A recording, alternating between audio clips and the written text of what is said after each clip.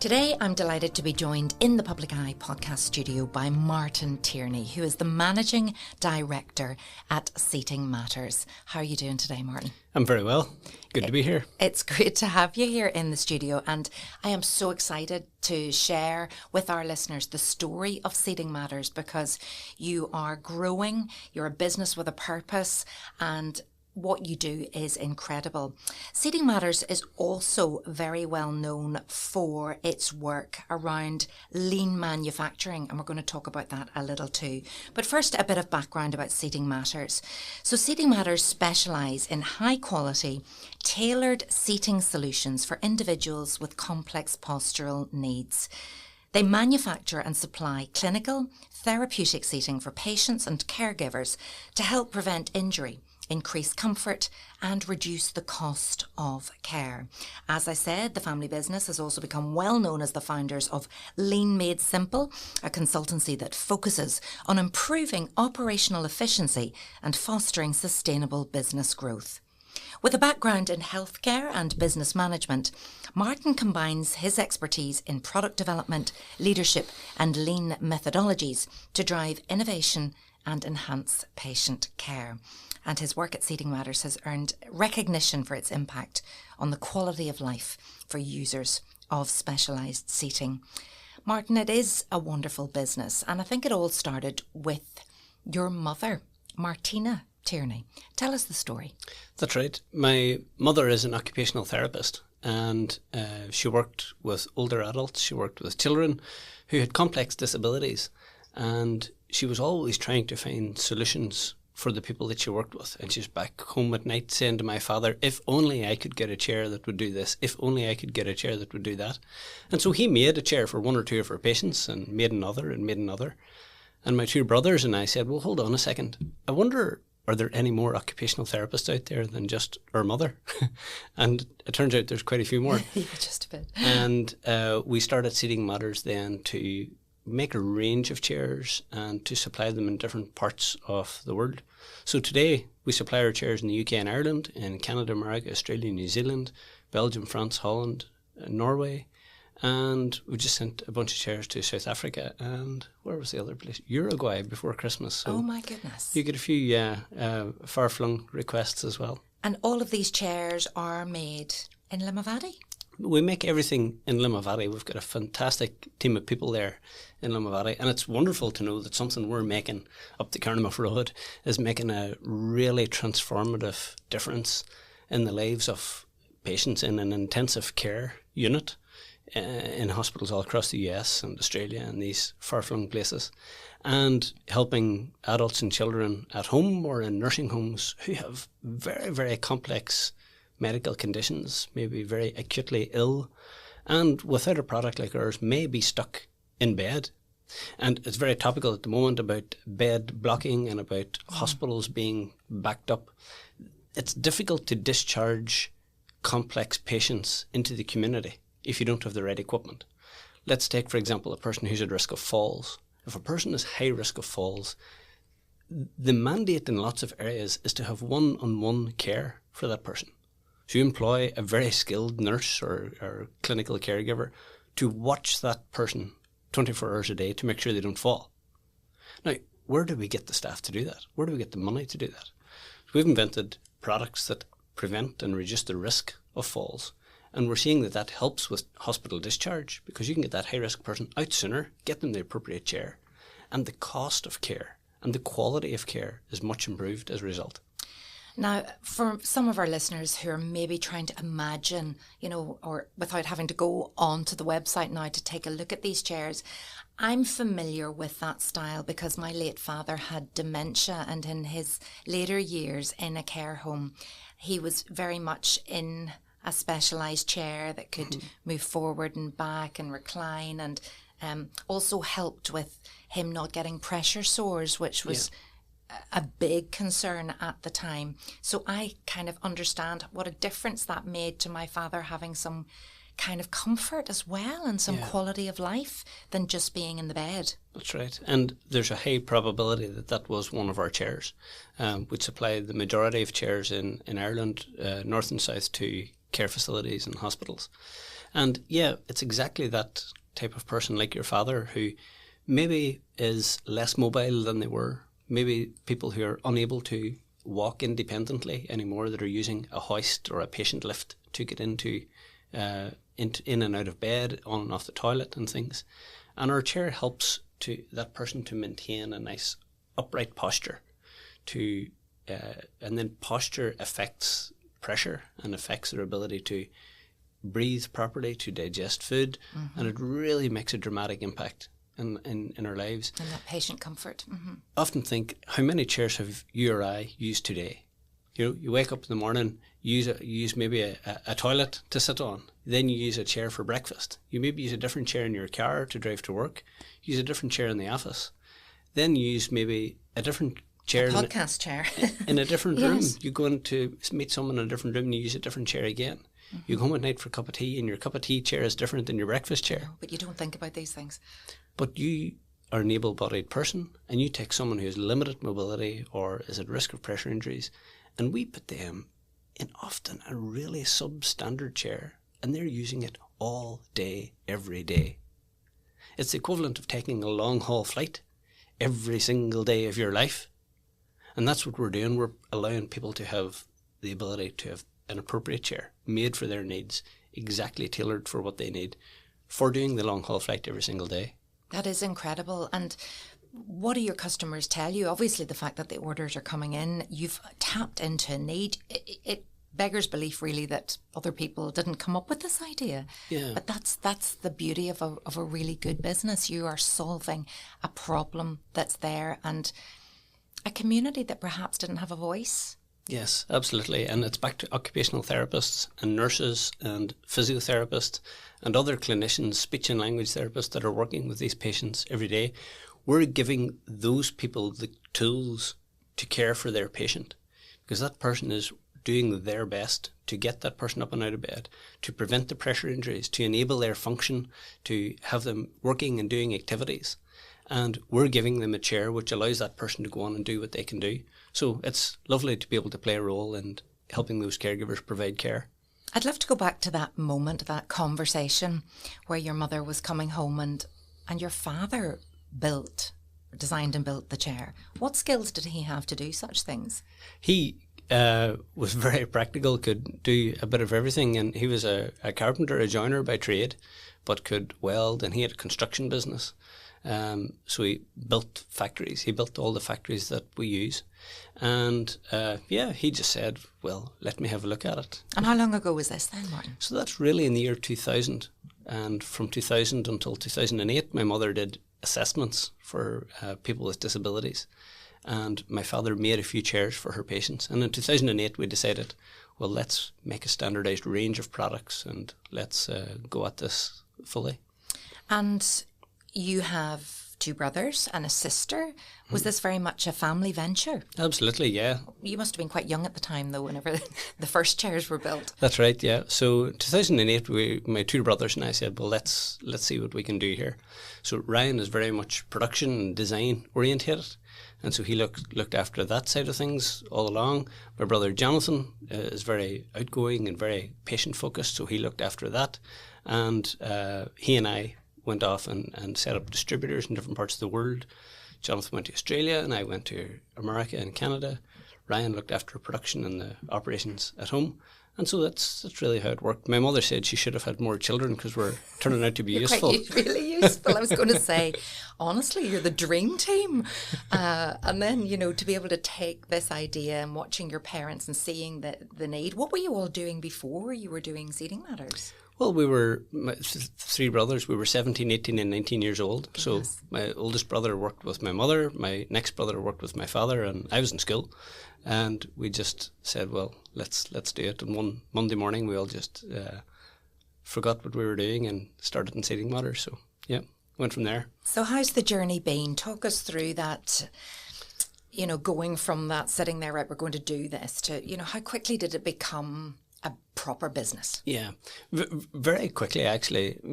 In early 2008, we made a range of chairs. Jonathan and I moved to England, and he went to the north and I went to the south, and we set up distributors. A few years after that, I went to Canada. I lived in Toronto for a few years and set up distributors there. Very quickly got legs and started to run because I think my mother had a very unique insight into patient care and knew exactly what the patient needed. We had very good quality manufacturing, which is able to deliver on her idea. And then we've good people out in the road that were in hospitals and nursing homes and in people's homes every day. So it really came together quite well. And then in the last number of years, it's really quite scaled up. We've grown by acquisition as well. So we've bought another few companies which are complementary to what we're doing in Seating Matters. So adding a little bit more breadth in our product range or giving us access to new countries. And what we're doing is we're taking that DNA from Seating Matters, the culture that we have developed in Seating Matters, and we're starting to use that to the benefit of these other companies that have now joined our family, really. And tell me about the other products then, because you started with the seat, the original. Have you a range of different seating offers now? That's right, yeah. So we have a broad spectrum of products that meet paediatric children, adults and bariatric patients. So people up to 1,000 pounds or 75 stone weight. So a full spectrum of patient need. Gosh. And in the company that we acquired, it was again very much like ours, a family business, husband and wife who were really passionate about what they're doing, who grew this business over the last 20 years, but wanted to see it succeed and get on to the next generation of ownership. And when we met the family, our values very much aligned. And we said, well, we'll care for your product and care for your brand and we'll keep the manufacturing local. We're not interested in shipping it off to China, and develop the team that they have and the brilliant foundation that they have and bring it forward to help more people, because their products are fantastic, able to do really good things for patients. But our expertise in clinical research or on manufacturing or on export really helped to grow that. And it's something I think very fulfilling for us as well. It's that we're able to pool our resources and a rising tide to lift both boats. You're a great success story too for Northern Ireland, and you're really getting recognised and noticed. A huge investment there just announced in November 2023. What was it, £3.7 million? What will that actually do for the future of the business? Yeah, November 24, we announced that expansion. We've got another factory up a few miles from our current factory to expand into. That'll bring us new manufacturing capacity, new people in terms of sales and marketing, and also clinical research to develop the next generation of products. So we're really blessed with an amazing team of people who are local to us. Yeah, that's so important too, because you're in Limavady. The new factory is going to be where? It's Campsie. So just outside 15 minutes up the road, yeah. And, even the Economy Minister, Conor Murphy, has said, you really are a wonderful employer now in the Northwest, and, Northern Ireland PLC, very proud of you. How important is it to you to employ local people? It's really the core of what we're doing. We really want to develop long-standing, stable, safe employment for people for decades. That's really, we're really passionate about that. If you see where our head office is, we're not exactly Manhattan. It's out in the middle of nowhere. And when people say Seating Matters is a family business, it is, but it's not our family. We've got 3 generations of 2 more families that work in Seating Matters. We've got mothers and sons and daughters working in the business, and it's lovely to see great people with amazing skills, amazing passion for what we're doing. And, we're custodians of this business, which is allowing all those people to go forward and buy cars and pay mortgages and contribute to their local area. So we're very, very proud of that. And the more we grow, we'll keep our roots firmly on the ground here. And shipping a business off to some other countries of zero interest to us. And that's why when that other company came along that were interested in selling their business, that they were very interested in coming to us at Seating Matters, because they knew that we weren't a private equity company who was going to, cut their staff. And didn't care about the people. Yeah. Didn't care about the purpose. Just Yeah. wanted to make the money. So is that the key, do you think, to its success? The purpose? Yeah, well, if you look at our organisational chart, it's a triangle which is upside down. And at the top of the organisational chart, it says the patients and caregivers that we serve. So they're at the very top of that. And then the next is our customer service team, and the next is our production team. And then all the way down at the bottom is ourselves. Right. And it's purposefully done like that because we are there to serve the managers of Seating Matters. And the managers are there to serve all the people here in design and production. Production people are in role to serve the people out on the ground, and they're all there to serve the patient. And that's central to what we're doing. And those values, it's very, very important to us. And we actually teach on that every single morning in Seating Matters. We have a 15, 20-minute meeting where we teach on our values and our principles so that everyone understands why we're at work. And I think that's a part of why it's going so well. Well, you're obviously doing something right, and loyalty is no issue. Recruitment in the Northwest, maybe it's just that the pool maybe could be a bit wider for you, but are you finding that it's easy to attract employees? Yeah, we put out a job advert just in the last few weeks, and we have dozens of applicants for it. Isn't that wonderful? So, I mean, you are a success story, but you're leading by example and you're sharing that knowledge. And I'd like to talk a little bit more about the whole concept, I think, that was designed or explored, and your brother Ryan led on this, I believe. Lean Made Simple, that whole concept, which I think is where the morning meeting fits in. But That's right. Can you explain to us what Lean Made Simple is and what it has done for your business? Yeah, so it's 6 or 8 years ago, the factory is going really well, our sales were going good, we had plenty of products going out and around the world, but it was just very difficult to run the factory easily. And my brother Ryan came upon lean manufacturing. And it's a long-standing concept from Japan, but most people who were teaching lean, lean as in the way Caterpillar would do it or as in the way Toyota would do it today, we call it kind of university lean, where they come with a textbook that's 6 inches deep and it's not accessible to most companies. So what Ryan really did very well is he simplified these very deep Japanese concepts into something called Lean Made Simple, and made it simple that every person could understand it. And he took it on as a mission, a personal mission, really, to implement that culture, that philosophy in our business. To the extent where if you come today, it's a totally different factory. The factory is transformed through the use of 2-second improvements.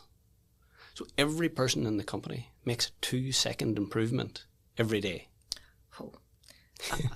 How does that work? So we start with simple things. Fix what bugs you. What bugged you yesterday at work? It bugged me that my computer went flat when I was in that meeting. Well, how could we solve that? Well, let's get a second charger and have one in the downstairs meeting room and one in the upstairs meeting room. It bugged me that there was no toilet roll when I went to the bathroom. Well, let's have a Kanban system. The way that Coke bottles are refilled when you pull one out of the fridge, that it slides forward. Let's have a system like that for toilet paper. Okay. It bugs me that we ran out of nuts and bolts. Okay. Well, who's in charge of that? Let's have a better ordering system. And every single person in the company is empowered to recognize the thing that bugged them and then to fix it themselves. So there's no manager's approval. There's no meeting in a month's time. It's every single person is given the tools and the resources to go away and fix and improve anything that they think would make the business better tomorrow. Must they find something that's bugged them, or can they go, nothing's bugging me today? So it's a pull system. It's not a push system. So push would be you absolutely have to find something to make better today. Pull is, did you find anything to improve today? So it's a pull system, and that's where the training and the teaching and the culture comes into it, where people are drawn to improve. How hard was it to implement at first? Did people go, hold on, you guys are nuts here? Yeah. Well, Ryan's got a book called Lean Made Simple and a podcast and a YouTube channel where he explains all the ins and outs and how it started. But really, it's back to those values, and it's about We're doing this for the patient who's stuck in hospital and needs their chair so that they can get out before Christmas to spend Christmas with their family. Wow. So the purpose that is really big. We can't let that patient down. We can't let them down. And we weren't able to get that chair out yesterday because we didn't have enough M8 bolts yesterday. So let's fix that problem that we never run out of M8 bolts again. And that's where it comes from. So the improvement is drawn by the desire to help the patient, and the morning meeting that we run, like this kind of famous every morning meeting. Morning meeting, yeah. Do you know what? In my own business that I have in Bespoke Communications, we have a morning meeting now. Now, we can't do it every day because we're only really teeny, but we do it once a week, and that has been transformative just so that everybody's on the same page. But what do you do in your morning meeting every day? So it's a famous morning meeting, and any of the listeners, you're welcome to come up and see it. But the morning meeting starts with stretches, right? So we put on this real thumping music and we start with stretches, and we're touching our toes, and we're, go around the room and people pick a different stretch. And then we talk about gratitude. What are you grateful for? And my gratitude was, I'm grateful for an open fire in my house because I was able to warm my toes on it during the snow. Someone else's gratitude was that their colleague stayed behind for half an hour later the day before to help them out with something they were working on. So we go around and talk about gratitudes. Everybody says, everybody answers, or just to each other. Two or three people will call out in front of everyone else. And then we'll talk about how many life-changing products we're going to make today, which in another company they would call the production target. Yes. We're talking about how many life-changing chairs are we going to make today. Even you saying that made me feel an emotion. Wow. And we show a photograph of someone like your father who was using one of our chairs, and we put that up and we say, we're making a chair for 20 people like him today. You're going to make me cry now. Yeah. And then we talk about a case study of someone that used a chair yesterday. One of our customer service team to say, yep, a therapist from such and such a place called yesterday and she wanted to thank us for, remember the red chair we made 3 weeks ago that had the unusual thing here? And we'll maybe tell that story. And then, this is a really important thing, we talk about improvement opportunities. So we say, what opportunities do we have to improve from yesterday?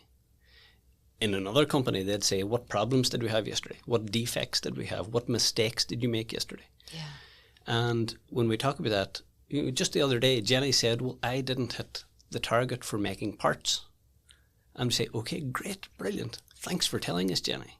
Why did you not get the target for making parts? Well, I think we had too many parts. We had too many complex parts all arrived at the same time for me to make. Brilliant. How could we help that? Well, I think if we had a complex part and then the next one to make was a simple part, and then we had a complex one and then 2 simple ones, I think it would balance out the workload. We said, brilliant. Genius.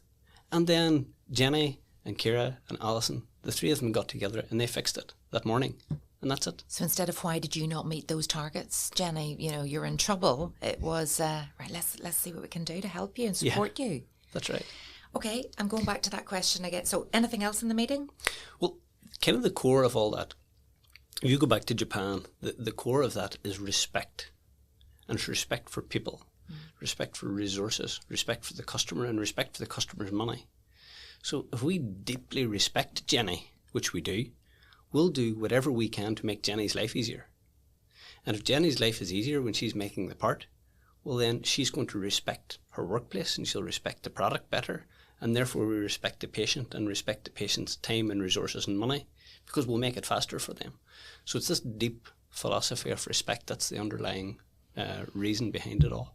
So it all sounds too good to be true, and surely in a factory or in a business, sometimes people can get a bit animated or stressed. Or do you think that, you deal with problems better if somebody has got a problem, or if somebody has an issue with another person? How do you resolve conflict? We don't have any problems. No, it is a utopia.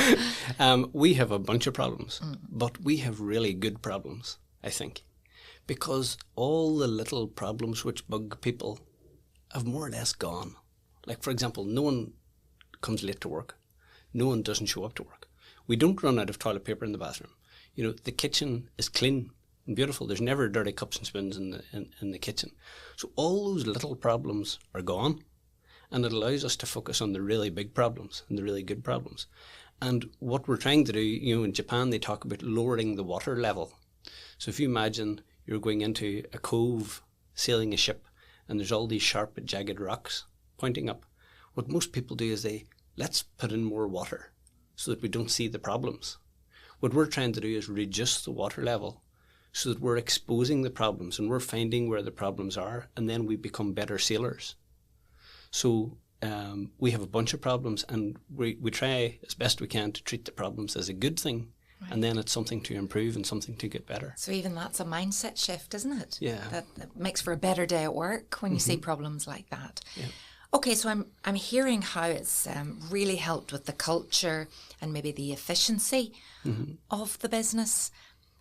But how has it affected, getting a product to a patient more quickly? Talk me through some of the stats. What have you noticed? Yeah, well, when we started, our lead time was 12 weeks.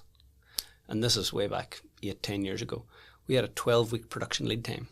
So if somebody put an order in, they didn't get their product or their chair that was going to change their lives for 12 weeks. Yep. Today, the standard is 3 weeks. But if it's a fast track, if it's an urgent case or a palliative care patient that we're trying to get a chair for, we can make that chair in 3 days. Custom chair from zero, and the person could be sitting on it 3 days later. Only if it was close to home. Well, you travel, air freight or whatever after that. But it'll leave the factory within 2 days. 2 days, and they could be sitting on it in the third. And that's just remarkable. Like from our customers' point of view, hospitals trying to discharge patients, they know if they call us, we'll get the chairs out to them really fast. Then from a business point of view, you think of the cash flow impact of that. We're able to reduce the working capital. We're able to turn around our products much faster, and it's just it's been transformational. Absolutely. Yeah. And you're sharing this best practice now with others. You mentioned there people can come and see the morning meeting. You do tours now to let people actually witness what this is like firsthand. Yeah. Again, we've got a passion for manufacturing and for business and to make people's lives better. Of course, the patients that we make chairs for, we're improving their lives. But people that are working in companies, all over the country and all over the world, we want to make their lives better as well. And so them coming to do a tour of Seating Matters through Lean Made Simple is something that we're really excited about. And there's lots of good companies that have done that as well and really transformed the workplace for their staff. How many staff do you have at the minute? All in, we have over 100 people, some based in Australia, some based in England, some based in Ireland, America, Canada, but about 100 staff and growing. And where do you see yourself in 5 years, staff-wise, numbers-wise? There's a statistic which I've forgotten, but we're working on a project right now. We're looking at bringing another company into the fold, and that will double our staff numbers within the next 4 or 5 months. So we're speaking with another family who are selling their business. We're in talks with them to acquire that, and that'll double our numbers, double our production, double our sales, which will be really exciting. And how do you balance that growth and that expansion with maintaining these core principles, these core values and that mission of the company? Yes, it worked before when you acquired a company, something slightly larger this time coming in. How are you sure that you can continue to have these values at your core? Yeah. Well, for us, the most important thing and the starting point for like this acquisition, for example, is it a values alignment? And if it's a values alignment, well, that's a yes or no question. And if they're not in alignment with our values, well, we're finished. We're not going to take it any further. But if it's someone who's caring about their staff, caring about the customers that they're creating products for, if it's something that's making a lasting impact in people's lives, well, then that's a great starting point. And that's, I think, a huge part of the recipe. And it makes it so much easier, to be aligned with something like a marriage. I'm married 10 years now in another few weeks. And, there has to be a values alignment first. You can't, I can't marry Elizabeth because she's good looking alone. It has to be deeper than that. Oh, I'd love to talk to Elizabeth now. Yeah, okay. Yeah, it does. It absolutely does. And that's the secret to a happy marriage and things being successful. As a leader, Martin, what have you learned about yourself as you've grown with your growing company? How have you changed? I That's a good question. I suppose if I think about it, as we've scaled up the business, we've really changed quite dramatically. My role has changed 100 times. From first of all, I was designing a product, and then I was helping to make it, and then I was delivering it, and then I was selling it, and then I was recruiting someone else to do those things. So you've done everything, nearly. And that's the job of being a startup company or a young, small company. We're in a kind of scale-up phase at the moment, where we're really good with our processes and systems. We're really good with our product design. We're really good with the delivery of our products out in the field, and really becoming more mature in that field, both personally and as a business. So I think it's the realization that I can't do everything myself, or Ryan or Jonathan. We're not independent. We can't do everything ourselves. And there's experts there, brilliant, amazing people who are 10 times better at us that we need working with us, and then give them the tools and the power to go ahead and do what they do best, and to align people around the vision of the company. And was that hard to do? And do you feel you've had to learn that, that letting go? Oh, absolutely. And it's like the entrepreneurial myth. There's a book by Michael Gerber called The E-Myth. And the entrepreneurial myth is that the person who is good at doing the technicalities of their job would be the best person to run a business around that job. So the example is, who makes better burgers, you or McDonald's? Now, I haven't ate your burgers, but I'm going to guess that they're better than McDonald's. Yes, they are delicious. That cooking's not great. But anyway. But a McDonald's burger is nothing to write home about. No. But who's got a better business? Yeah, and a better brand and all of that. Yes. So the plumber who's a really good plumber is not the best person to run a plumbing business. The person who's the best person at designing a clinical chair is not the best person to run a chair business. Or sell, or whatever needs to be done. Yeah. So that's the entrepreneurial myth, and that's something that we have learned. We've went from doing the actual technicalities of different parts of the job to actually managing a team which does the technicalities of the job. And it's been an interesting process. We've probably been on that since we started the Lean journey in 2016. And it's, again, another part of the recipe for the growth that we've experienced. And have there been speed bumps and challenges along the way? And are you able to share any of those, and perhaps how you overcame them?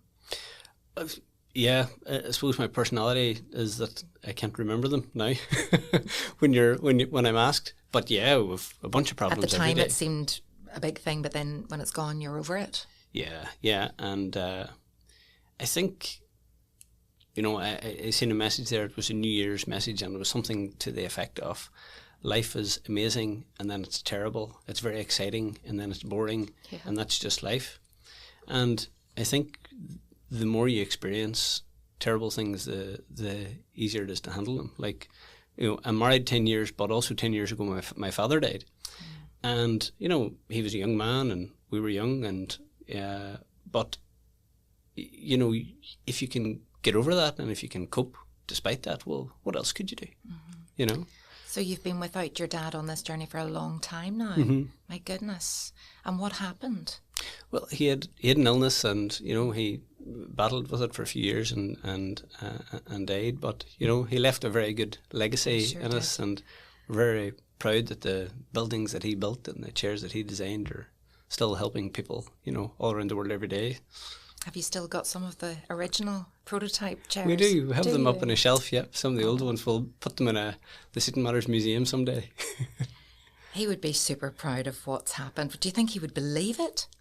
I think he would. He was ambitious too, And if you take the starting point of where he started from to where he got to, if we only do half that growth, we'll be very successful, Like, born in the 60s in the countryside, and there was no great opportunity or money around at those times, and his growth from where he started to where he got to was exceptional, and it's an inspiration to most people. And my mother actually wrote about that. She wrote a book, The Stairway of Her Life, and it's a very interesting read. Gosh, yes, I'd love to speak to her. I must read that book. That would be absolutely fascinating.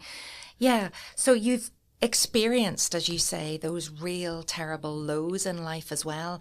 And as a business leader, we've spoken to you at length about what you've learned about yourself as a leader. You're also a father as well now, and you know, you've had a great father, and you're grateful for that time that he spent nurturing you, and you know, he's left this wonderful legacy, as you said. But what kind of father do you think you are then?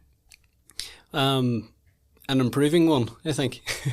Very consciously thinking about how we treat our children, how we talk to them, and trying our best to not make too many mistakes. Only little at the minute, are they? Did you say 5, 6 and 7? That's right.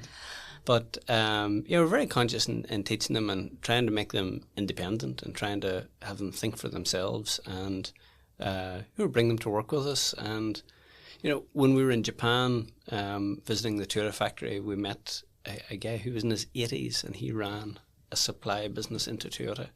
And he said, make sure that your children see that work can be enjoyable. Because he said, I come home from work, and he says, I could tell them about the guy who quit, about the supplier that didn't pay, about the person that didn't show up for work, about whatever it is. He says, and you can discourage your children from working. But I think showing them that, you know, the new shoes that you have came as a result of your mother and I going to work, and work's important, and you have to, you know, do your share in it, and you know, try and bring that bit of reality into them. You're absolutely right. Or that Japanese person was absolutely right, because you tend to come home from work and have a moan or a whinge. But actually, if you see, look, you know, this is what gives us our lovely home and our holidays and whatever. And if you don't have that, the life's, and many don't, and there are many kids that struggle. This has become a family business now, Martin. Would you like your children to come into the business? Would you like them to take Seating Matters onto the next generation? I suppose I'd like them to have contentment in their life. I'd like them to feel fulfilled by what they're doing. And yes, it would be nice if they worked along with us, but I wouldn't say that it would be an absolute necessity, you know. Again, expose them to it, make them see that it's, you know, it can be good fun, it can be challenging, it can be interesting. But I think let them chart their own path to a certain extent. You know, I brought my son and my brother. Ryan brought his son, and another colleague that works with us, John, and his son all went to Japan together a few months ago to visit Toyota and Toyota factories. And it was brilliant. It was a work trip that we brought our 3 7-year-old children to. So just incredible. Yeah. And an experience that you'll never forget. Yeah. You know, just shaping their future as well. That's what right. did they make of it all? Well, they're blown away. They came back and brought chopsticks to school the next day to to show their classmates how Japanese children eat lunch. And isn't that great? All the experience that you need. I'm sure the teachers forgave. You didn't have to take them out of school, did you? Naughty. Well, I think it's important not to let school stand in the way of their education. No, absolutely. And I'm sure many teachers would agree as well. That experience alone will just give them a whole new perspective on life. You might lose them to Toyota now. They might go there. They'll be back to Japan. Final question, Martin, and it has been such a pleasure talking to you today. But the purpose of this podcast is to inspire existing business owners and ambitious entrepreneurs to grow their business by offering an insight into the success of businesses such as Seating Matters, and indeed learning all about Lean Made Simple. But what advice would you give to people who may have a business idea but have no idea where to begin, or are unsure as to whether that risk is worth taking? I would say start wherever you are. If you have a notion of doing it, just begin. You know, there's no way around it. Lots of people will sit in the driveway and they'll wait for all the traffic lights to turn green before they leave the house. But that's not how life works. You drive to the junction. If the light's red, figure it out. Go left, right, straight on. Go to the next junction. Figure it out from there again. And just take the first step and keep going and keep going and keep going. And that's all there is to it. And, you know, that's to get started. But then I also think in that middle phase of business, once you're up and going for a few years and the business is established to a certain degree, business owners can lose their way a little bit, because they get dragged down by the pressures of it and running it, and it's tough, and there's no denying that there's plenty of hard days. But I think going back to, why did you start that business in the very first place? You know, this beautiful building we're in today, someone had the vision to create a lovely office that would provide office space for this town. That's an honourable mission. And if you go back to that mission and back to that values, for us it's very clear because we're doing something for very ill and vulnerable people. But sometimes you can forget why we started, and it makes the pain not as bearable. If you remember that there's a compelling purpose behind this, you could go through any obstacle, I think, in the pursuit of that. Martin Tierney, it honestly has been a pleasure to have you in the Public Eye podcast studio today and sharing your wisdom and all that you've experienced and achieved so far with Seating Matters, that wonderful business with a purpose and a great story behind it. All the very best for the future, and thank you. Thank you very much. I'm sure you enjoyed that, everyone. Do join me again next time for another fantastic episode of the Public Eye podcast.